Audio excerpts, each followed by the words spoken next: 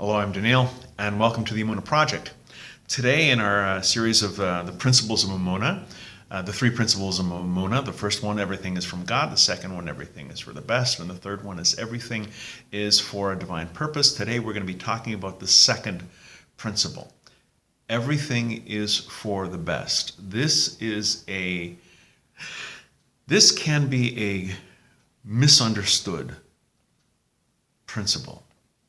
And if it's misinterpreted and if it's misunderstood, it can cause a lot of problems. Everything is for the best doesn't mean that everything is good. It doesn't mean that everything that happens is the way God wants it to be right now. It doesn't mean that everything has to be this way. Sometimes something will happen in your life that seems very bad. And you don't sit there and say, oh boy, I lost my job. It must be God's will that I be unemployed and homeless. You crazy? No. It happens so that you will go out. You'll get another job. You'll get perhaps a better job. You'll perhaps get more money or get a job that's better for you. What happens is for the best, but it's not a license for complacency.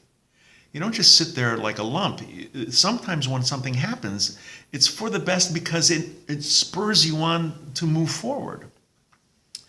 The way it can be misunderstood is if something bad happens or if you have a bad challenge in your life. Okay, let's say you have a bad problem with alcohol or drugs. Let's just say. And by you, I don't mean you, I mean you. A person has a problem with drugs and alcohol.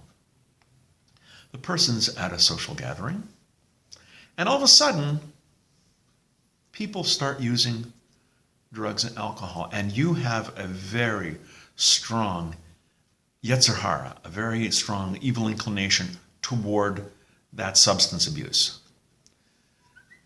The fact that it happens, and it's for the best, doesn't mean, oh, gee, I'm here at this party and they're using drugs and, I guess it must be God's will that I take some drugs and I take some alcohol.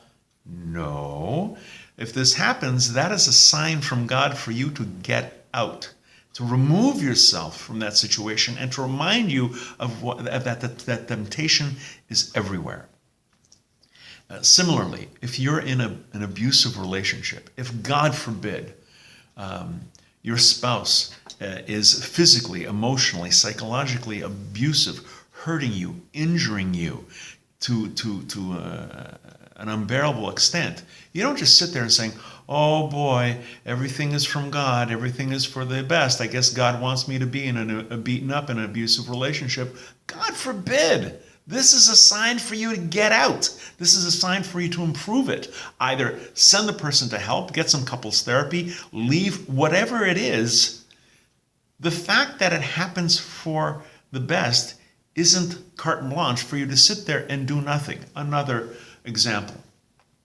You're walking down the sidewalk and you see this toddler, son is strayed away from his parents and is about to go into traffic. And you're right there. You don't sit there and saying, oh, everything's from God.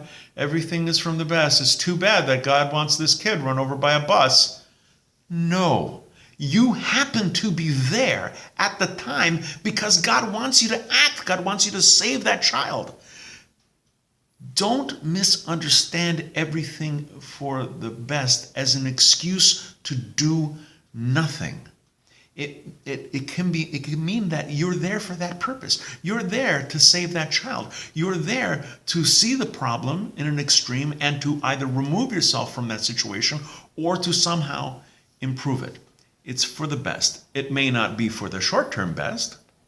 Losing your job, getting sick, a divorce.